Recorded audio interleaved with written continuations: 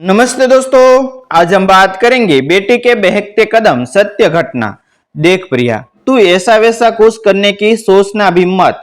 अनीस अच्छा लड़का नहीं है, अभी भी समय है, संभल जा। प्रज्ञा दीदी के शब्द मानो पटरी पर दौड़ती रेलगाड़ी का पीछा कर रहे थे। भय, आशंका, उत्तेजना के बीच हिल्स को लेता मन अतीत को कभी आगे तो कभी पीछे धकेल देता था। कुछ देर पहले रोमांचकारी सपने ले भविष्य में खोया मन जाने क्यों अज्ञात भय से धीर गया था। मम्मी पापा की लाडली बेटी और प्रज्ञा दीदी की बहती बहन घर से भाग गए हैं। यह सब को धीरे धीरे पता चल ही जाएगा। अल सुबह आंख खोलते ही मम्मी चाय का प्याला लेकर जगने आ जाएगी। क्या पता रात को ही सब जान गए हैं। कितना समझाया था प्रज्ञा दीदी ने कि इस उम्र में लिया गया एक भी गलत फैसला हमारे जीवन को बिखेर सकता है। जितना दीदी समझने का प्रयास करती उतनी ही दृढ़ता से बिंदास प्रिया दो कदम अनीस की ओर बढ़ देती। प्रिया अपनी पढ़ाई पर ध्यान दे, ये प्यार व्यवहार के चक्कर में पढ़कर अपने भविष्य से मत खेल। दीदी, अब तो अनीस ही मेरी जिंदगी है, मैं ने उसे दिल से सहा है, वह जीवन भर मेरा साथ निभाएगा। प्रिया ने कि ये फिल्मी स्वाद सुन प्रज्ञा अपना सिर पकड़ लेती। क्या हम तुझे नहीं चाहते? और अगर तुझे अपने प्यार पर इतना ही भरोसा है तो एक बार पापा से बात कर उसे सबसे मिलवा तो सही। एक अनजाने अविश्वास के तहत जाने क्यों प्रिया पापा से बात करने की हिम्मत न जुटा पाई। उस वक्त अनीस द्वारा घर से भागकर शादी करने का रास्ता उसे रोमांच भरा दिखाई दिया था। अनीस के केयरिंग स्वभाव पर वह उस दिन फिदा हो गई थी। जब प्रज्ञा दीदी के जोर डालने पर उसने अनीस को मम्मी पापा से मिलने को कहा तो उसने भावेश में प्रिया को गले लगा लिया था और कहा वह अपने प्यार को खोने का रिस्क नहीं उठा सकता है। बस उसी रात गली के उस पार इंतजार करते अनीस के साथ वह आ गए। घर छोड़कर आते समय प्रिया का मनोबल शर्म पर था। रास्ते में अनीस ने बताया कि वे लोग बेंगलुरु जा रहे हैं, जहां वे कुछ दिन उसे एक दोस्त के घर पर ठहरेंगे और 7 महीने बाद प्रिया के बालिग होने पर शादी करेंगे। रास्ते भर वह प्रिया को समझाता रहा कि इस दौरान उसे किसी से संपर्क नहीं रखना है। इस मामले में यह कहा कानून बेहद सख्त है। विचारों में डूबती उतरती प्रिया कब नींद के आगोश में चली गई उसे पता ही नहीं चला। अचानक एक स्टेशन पर गहमहंगाई में बेस उसकी नींद खुली। उसने देखा तो अनीस अपनी सीट पर नहीं था। बिंदास और मजबूर इरादों वाली प्रिया का हलक सूख गया था। आवेग से उसकी आंखें भर आई, माथे पर पसीने की बूंदें सुसुहा आई थी। अकेलेपन के एहसास ने उसे घेर लिया। तभी वह अपना मोबाइल खोजने लगी। पूरा पर्स लंगल डाला पर कहीं मोबाइल नहीं देखा। आप मोबाइल तो नहीं ढूंढ रही है? आप मोबाइल तो नहीं ढूंढ रही है ने? एक आवाज ने उसे चौंका दिया। सामने देखा तो एक युवती बैठी किताब पढ़ रही थी। आपने मुझे मुझसे कुछ कहा क्या? मुझे लगा आप अपना मोबाइल ढूंढ रहे हैं। हाँ, आपने देखा क्या? आपने देखा क्या? प्रिया ने पूछा तो वह बोली, तुम्हारे साथ जो लड़का है वह तुम्हारा भाई है क्या?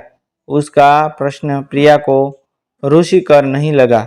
तभी उस युवती ने आगे खुलासा किया, तुम्हारा मोबाइल तुम्हारे साथ जो लड़का था वह ले गया है। कातर दृष्टि से इधर उधर देखती प्रिया को उसने बताया कि वह दूसरे कंपार्टमेंट में बैठा ताश खेल रहा है। प्रिया यह सुन शर्म से गड़ गई। उसे अनीस पर बहुत गुस्सा आया। कृपया आप मेरा सामान दिखाएगा, मैं वॉशरूम जा रही हूँ। प्रिया तेजी से निकली। तभी अंधेरे में किसी की आवाज पर उसके पांव वहीं ठिठक गए। दरवाजे के पास खड़ा अनीस मोबाइल पर किसी से कह रहा था, बस ऐसी ही बेवकूफ लड़कियों से तो रोजी रोटी चल रही है हमारी। उसका मोबाइल ले लिया है, 15-20 हजार का तो होगा ही। डर भी था कहीं घर वालों से संपर्क न कर बैठे। मैं बिना बात की मुसीबत मोल नहीं लेना चाहता। अभी पूछा तो नहीं है, पर घर से कुछ न कुछ तो लेकर जरूर आई होंगी। घर जो बसना है मेरे साथ। उसके ये शब्द ठाहुकों के साथ हवा में तैर गए। और हाँ सुन, तू सारा इंतजाम रखना, मेरी जिम्मेदारी केवल वहां तक छोड़ने की है, आगे तू संभालना। बस फिल्म मस्त बननी चाहिए। इस बार वार्ता को सुनकर प्रिया का खून बर्फ ही तरफ जम चुका था। उसके पांव स्थिर न रह पाए।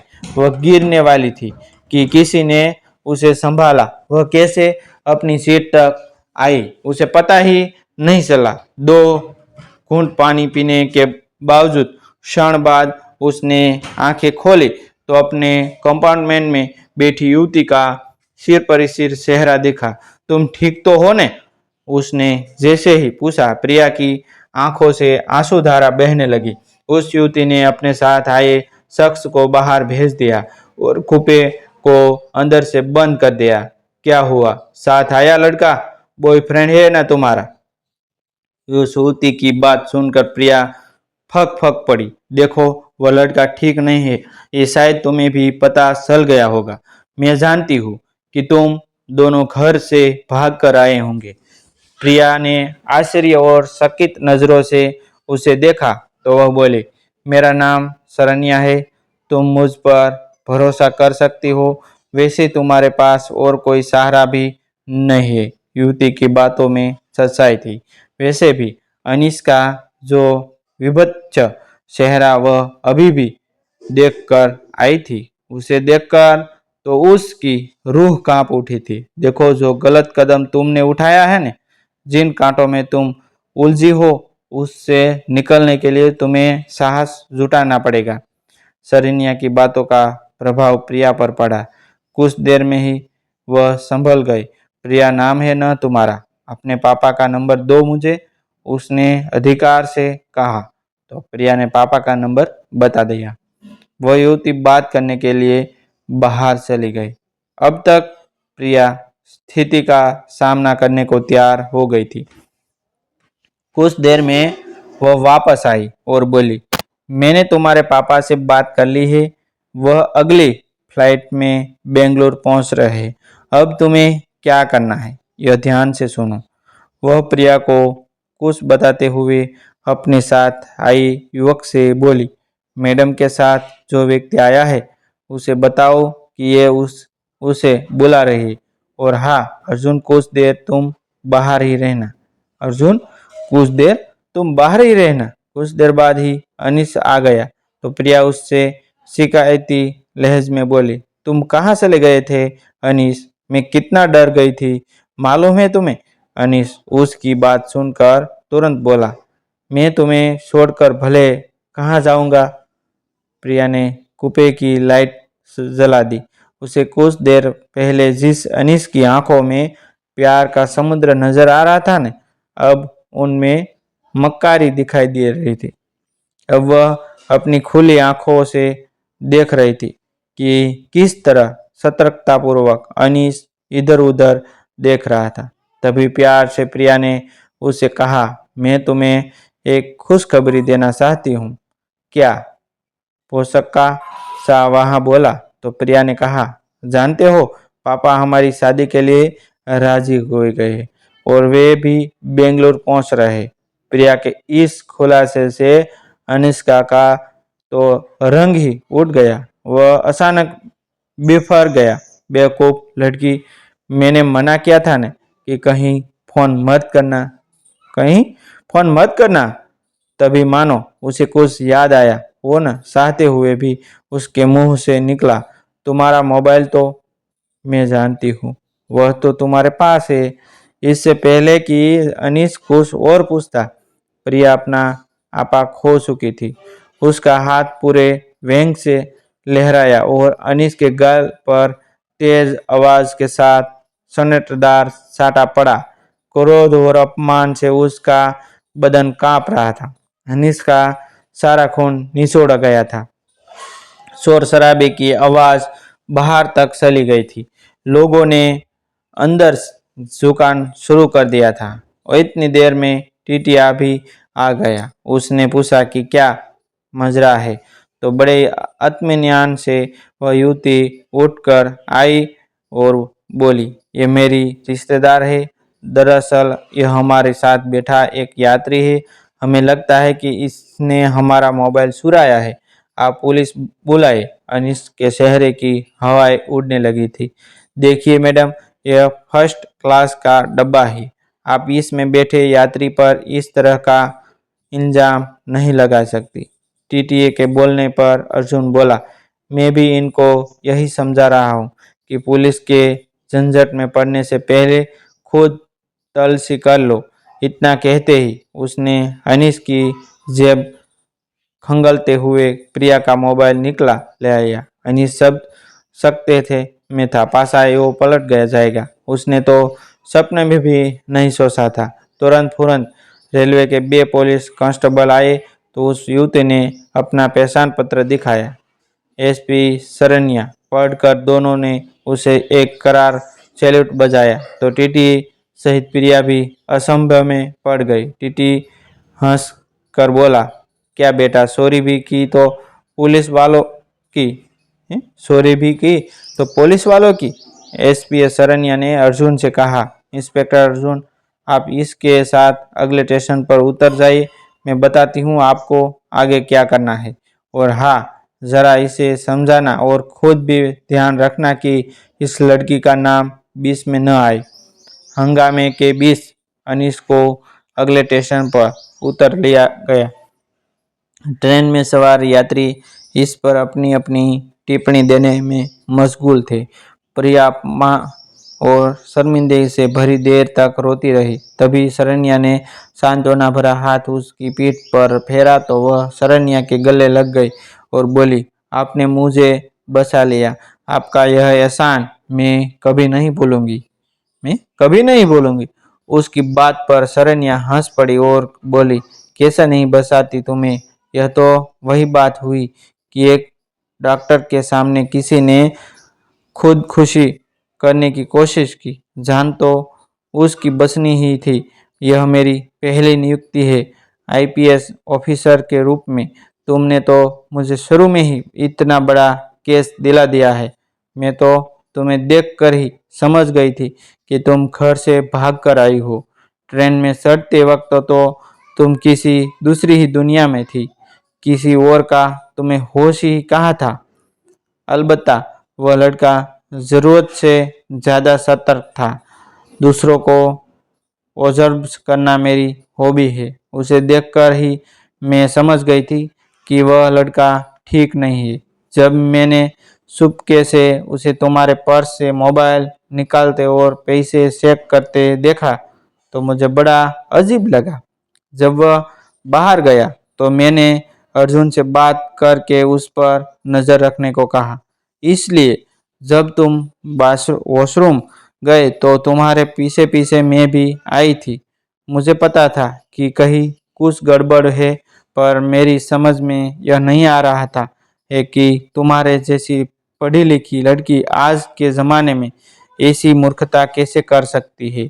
जरा सोचो, अगर वह अपनी योजना में कामयाब हो जाता तो क्या होता। तुम ठीक समय पर संभल गई, अन्यथा उस दलदल में फंसने के बाद जिंदगी दुभर हो जाती। प्रिया सब सोचकर एक बारीगी फिर से शहरी उठी। मैं अब घर जाकर सबसे नजरें कैसे मिलाऊंगी? कुछ खोए हुए सी वह बोली, देखो प्रिया, सवाल यह नहीं है कि तुम सबसे कैसे नजरें मिलाओगी। ये सोचो कि तुम अपने वजूद से कैसे नजरें मिलाओगी जिसे तुमने इतने बड़े जोखिमों में यूं ही डाल दिया। खुद से नजरें मिलाने के लिए तो तुम्हें अग्नि परीक्षा से गुजरना पड़ेगा। तुम्हारा कर्म ही तुम्हारी अग्नि परीक्षा होगी। अब यह तुम पर निर्भर करता है कि तुम किस तरह से खुद को और अपने भविष्य को संवार कर अपने परिवार के सदस्यों को यह खुशी दो जिससे तुम्हारा यह सफर न तुम्हें और न कभी तुम्हारे परिवार को याद आए। शरण्या की बातों का अक्सर प्रिया की सूपी में दिखा। मन ही मन वह आत्ममंथन करती रही। मानसिक रूप से थकी हुई प्रिया कब सो गई पता ही नहीं चला। किसी के स्नेह भरे स्पर्श से आंखों खुली। सामने पापा को देखकर वह छोटी बच्ची की तरह उनसे लिपटी। साथ आए प्रज्ञा भी रो पड़ी। आपका यह एहसान हम कैसे चुका पाएंगे? पापा शरण्या से बोल रहे थे। पापा, आप मुझे कभी माफ कर पाएंगे क्या? उन दोनों की बात सुनकर शरण्या ने प्रिया के पापा से कहा, अगर आप वाकई एहसान उतारना चाहते हैं तो मुझसे वादा कीजिए कि आप अपनी बेटी पर भरोसा कायम रखते हुए इसकी उड़ान को पंख देंगे। इस सफर को भूलते हुए आगे की जिंदगी में इसका साथ देंगे, न कि इस सफर का बार बार उल्लेख कर इसकी आगे की जिंदगी को दुभर बनाएगा। मैं वादा करता हूँ कि प्रिया की आज की भूल का जिक्र करके हम इसके मनोबल को नहीं गिरने देंगे। आज के बाद हम में से कोई भी प्रिया से इस बारे में कोई बात नहीं करेगा। पापा, आपकी बेटी आपका सिर कभी झुकने नहीं देगी। मैं भी शरण्या दीदी जैसा बनकर दिखाऊंगी। शरण्या के व्यक्तित्व के प्रभाव से प्रभावित प्रिया पापा का साथ पाकर पूरे आत्मविश्वास से बोली तो पापा और प्रज्ञा ने उसे प्यार से थाम लिया। शरण्या समझ गई कि अब वो सही मानने में प्रिया भंवर से बाहर निकल चुकी है। उसे होठों पर तसल्ली भरी सीमित रेखा थी। दोस्तों, ऐसी न्यू कहानी देखने के लिए हमारा चैनल आप सब्सक्राइब कर सकते हैं, क्योंकि हमारे चैनल में हम डेली न्यू स्टोरी लाते हैं। थैंक यू दोस्तों। जय हिंद, जय